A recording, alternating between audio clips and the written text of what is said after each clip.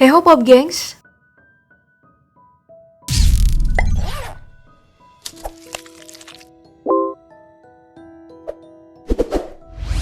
membicarakan tentang akhir dunia atau hari kiamat, ada banyak versi tentang hal tersebut.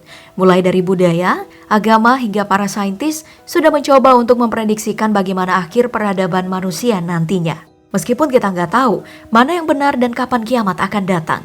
Hari ini, mari kita coba untuk melihat bagaimana hari kiamat terjadi dari sudut pandang sains. Tanpa pakai lama, mari kita simak video berikut ini, skenario kiamat manusia menurut sains. Seperti yang kita tahu, pada masa kejayaan dinosaurus di ratusan juta tahun lalu, bumi sempat dihantam asteroid raksasa yang menghilangkan semua spesies dinosaurus di bumi. Dalam salah satu skenario kiamat menurut sains, ternyata asteroid masih jadi salah satu skenario pemusnahan peradaban manusia. Menurut NASA, badan antariksa paling maju di dunia, dalam 100.000 tahun ke depan akan ada asteroid raksasa yang bisa memusnahkan semua makhluk hidup, layaknya kemusnahan dinosaurus oleh asteroid Chicxulub. Pada saat benturan bumi dengan asteroid ini terjadi, akan ada berbagai bencana lanjutan yang ditimbulkan. Mulai dari tsunami dengan tinggi ratusan meter, gempa bumi puluhan skala Richter, hingga debu vulkanik yang menyelimuti bumi. Tentu bagi mereka yang merasakan event ini akan sangat tersiksa. Nah, memang masa 100.000 tahun yang dimaksud NASA masih sangat jauh. Namun sekarang, mereka sudah mulai mengembangkan teknologi yang bisa menghadapi ancaman tersebut. Dengan cara membelokkan asteroid itu agar tidak menjangkau bumi. Ya, kita doakan saja teknologi ini berhasil. Selain intervensi benda asing seperti asteroid tadi, skenario lain dalam kiamat manusia yang melibatkan interaksi luar angkasa adalah keberadaan lubang hitam raksasa. Skenario ini pernah diungkapkan oleh Greg Laughlin, seorang astrophysicist dari Santa Cruz University. Berdasarkan keterangannya, di satu bagian alam semesta terdapat lubang hitam raksasa yang terus bergerak menuju galaksi Bima Sakti, tempat bumi berada. Ukuran dari lubang hitam ini miliaran kali lebih besar ketimbang matahari yang menjadi inti dari tata surya kita. Dengan ukuran tersebut, lubang hitam ini memiliki tarikan gravitasi yang sangat kuat. Jangankan bumi, matahari serta cahaya saja bisa disedot oleh lubang hitam raksasa tersebut. Apa saja yang terhisap masuk ke dalam lubang hitam ini, maka keberadaannya langsung musnah. Karena gravitasi dalam lubang hitam ini bisa menekan materi hingga kembali dalam bentuk atom, bahkan menjadi lebih kecil. Saat kejadian ini terjadi dan menghampiri bumi, dijamin manusia tidak bisa melakukan apa-apa dan hanya bisa pasrah. Jadi inilah skenario terburuk untuk kiamat manusia.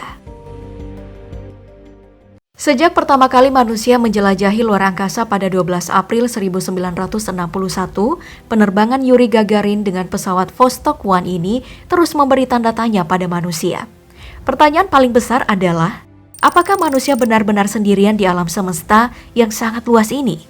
Adakah entitas kehidupan cerdas lain di alam semesta yang biasa disebut alien?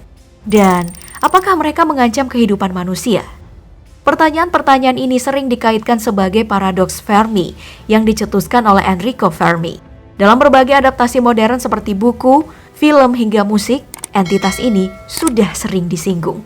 Bahkan dalam beberapa kasus, alien dipercaya sebagai salah satu sumber kiamat dari manusia. Dipercaya, cepat atau lambat, akan ada entitas yang lebih maju dan menemukan bumi. Entah apa yang mereka cari di planet kita, tapi pemusnahan manusia oleh alien seperti di film-film diyakini akan terjadi. Apalagi kalau kita berkaca pada luas alam semesta yang lebih dari 46,6 miliar tahun cahaya. Kita tentu tidak boleh terlalu pede kalau manusia adalah satu-satunya entitas cerdas di alam semesta ini. Selain ancaman dari luar planet bumi, ada juga ancaman kiamat dari dalam bumi yang ditimbulkan oleh manusia sendiri. Salah satunya adalah krisis iklim. Menurut data yang didapatkan, krisis iklim ini sudah terjadi dengan naiknya suhu bumi sekitar 1,5 derajat Celcius sejak tahun 1850, di mana perkembangan dunia industri mulai menggila. Angka ini memang terdengar kecil, namun jangan sampai kita remehkan.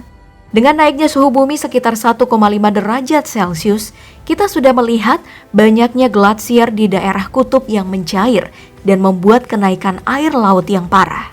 Jika hal ini terus berlanjut, mungkin saja kehidupan seperti di film Waterworld benar-benar akan terjadi.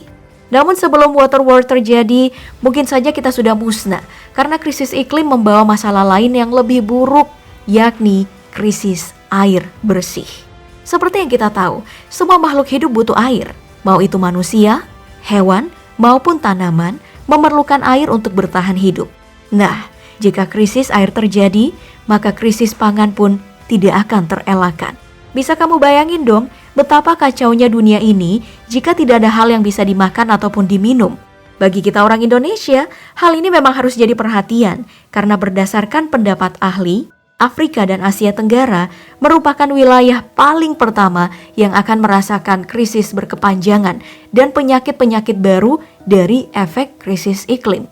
Makanya, mari kita dukung berbagai kegiatan yang ingin memperbaiki kondisi iklim dunia.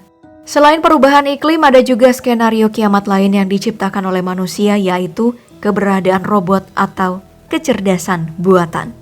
Hal yang pernah diungkapkan oleh ahli fisika mendiang Stephen Hawking ini memang menjadi ketakutan sendiri bagi mereka yang mengikuti perkembangan kecerdasan buatan. Menurut Hawking, pengembangan kecerdasan buatan adalah sebuah hal paling berbahaya yang pernah diciptakan manusia.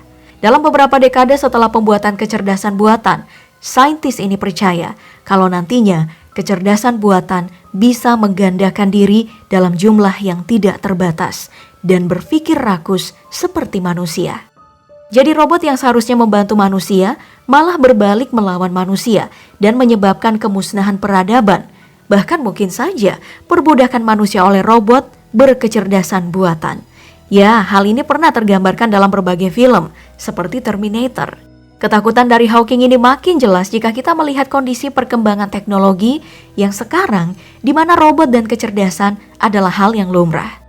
Keberadaan robot cantik bernama Sophia dan juga restoran yang dijalankan oleh robot di Cina menjadi bukti besar kemunculan robot berkecerdasan buatan.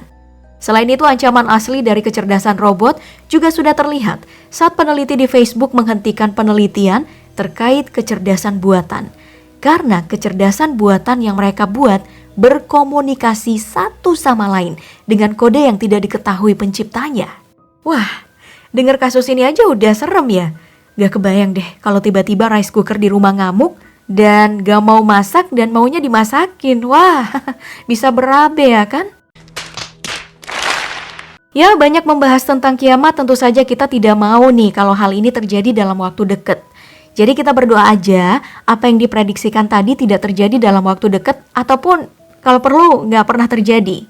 Menurut kamu dari semua yang kita bahas tadi, mana nih skenario kiamat paling buruk? Sebutkan jawaban kamu di kolom komentar.